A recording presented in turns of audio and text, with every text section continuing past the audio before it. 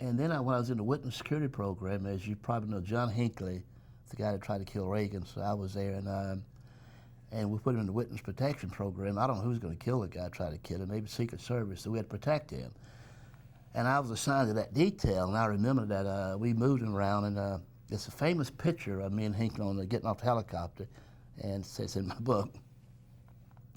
We had him at Fort Meade, Maryland, so the Attorney General told my boss, Mr. Hall, he said, look, you got to put your best man on this job because we got to protect this guy. If anything happened to this guy, you're going to lose your job.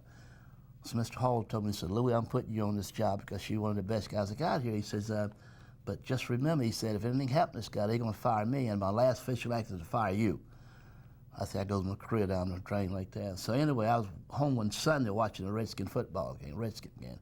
I got a call from Fort Meade. The guy said, Chief, guess what? He said, Hinkley just hung himself. They didn't tell me he's still alive. So I dropped everything, I almost fainted again. And so I got to get down there right away. So they sent a helicopter to pick me up, and we lived in Maryland. I guess the helicopter landed on the playground, everybody all upset. But anyway, I got down to Fort Meade, and what happened is the deputy, he's here right now, matter of fact, Roger Mollers, cut him down. What he did, he had put some paper into the lock in the cell block so we couldn't unlock it.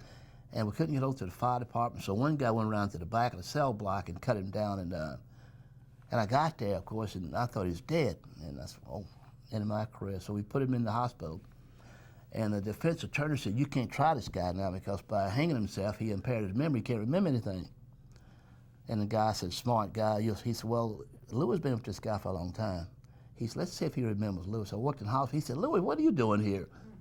Yeah, they tried him anyway, so.